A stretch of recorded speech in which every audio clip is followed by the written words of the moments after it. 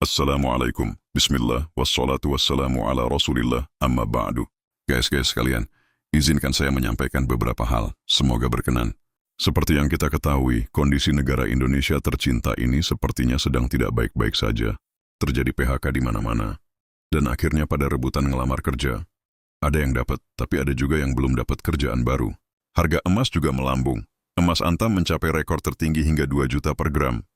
Dan sepertinya masih terus naik. Banyak masyarakat yang berlomba untuk membelinya. Mereka rela antri dari pagi. Tapi entah kenapa stoknya malah terbatas. Ada juga kebijakan Amerika yang mengenakan tarif impor cukup besar. Sehingga berdampak pada negara-negara yang sudah langganan ekspor ke Amerika. Hal tersebut juga sempat membuat harga saham pada turun. Termasuk IHSG juga terdampak. Satu hal yang pasti, semua kejadian tersebut adalah takdir Allah Subhanahu wa Ta'ala. Tidak ada hal sekecil dan sebesar apapun yang lepas dari kuasa dan pengawasannya. Jadi apa yang harus kita lakukan?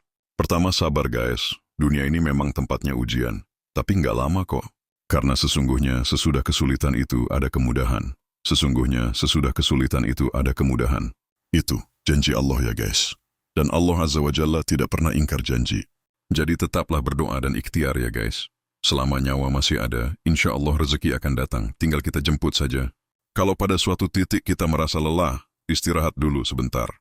Lalu bangkit ikhtiar lagi, jangan patah semangat, apalagi sampai bunuh diri. Na'udzubillahi min zalik. Bunuh diri dosa besar ya guys.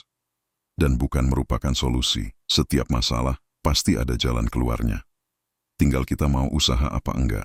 Dan dalam berikhtiar kita perlu menurunkan ego ya guys. Jangan terlalu berekspektasi, dapat kerjaan dengan gaji tinggi. Sekarang yang penting bisa menghidupi diri sendiri dan keluarga. Masih ingat guys, dengan fenomena Santo Suruh?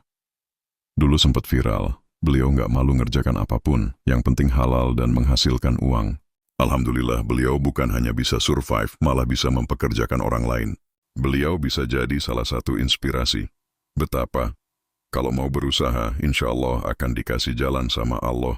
Dan jangan lupa, kita doakan para pemimpin kita, para pejabat dan wakil rakyat kita, agar Allah curahkan hidayah dan petunjuknya kepada mereka.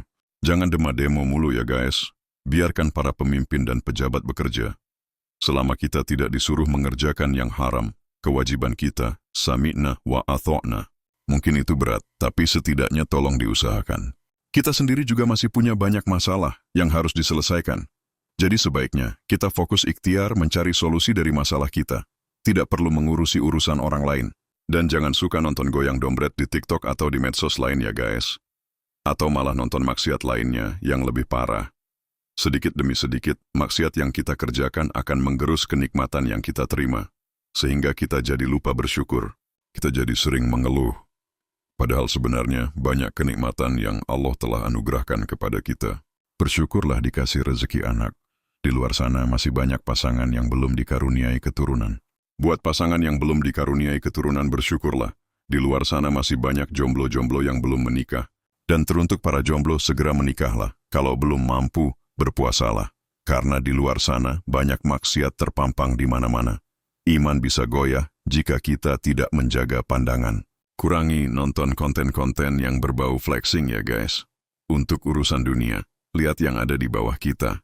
Ini juga akan membuat kita lebih bersyukur. Carilah rezeki dengan cara yang halal. Abaikan pernyataan. Nyari yang haram saja susah, apalagi nyari yang halal. Rezeki sudah Allah tetapkan. 50.000 tahun sebelum penciptaan langit dan bumi. Mau diraih dengan cara halal maupun haram, hasilnya sama saja. Kalau didapat dengan cara yang haram, rezeki jadi tidak berkah dan nambah dosa. Namun, jika diraih dengan cara yang halal, insya Allah berkah, dan bisa menambah pundi-pundi pahala. Jangan juga berangan-angan jadi seperti koruptor. Korupsi triliunan, tapi cuma di penjara sebentar. Keluar penjara, tinggal menikmati harta triliunan. Na'udzubillahi min zalik. Jauhkan pikiran ini ya guys. Hidup hanya sebentar, jangan spekulasi. Setiap yang kita kerjakan akan ada balasannya. Bisa dibalas di dunia, dan bisa juga disimpan di akhirat. Allah Maha melihat dan Maha mengetahui secara detail. Jadi, jangan dikira yang di dunia bebas berbuat sesuka hati akan dibiarkan begitu saja. Pasti nantinya akan ada balasan dari setiap perbuatannya. Terakhir, hindari ngutang ya guys. Pinjol, pay later, kartu kredit, KPR. Kalau tidak terpaksa, jangan ngutang. Oke guys, karena mie-nya sudah jadi, cukup sekian video kali ini. Terima kasih sudah mau nonton sampai di sini. Semoga bermanfaat. Mohon maaf kalau antara video dan voice overnya nggak nyambung. Dan jangan lupa ya guys, kerjakan sholat 5 waktu di awal waktu. Barakallahu fikum. Wassalamualaikum.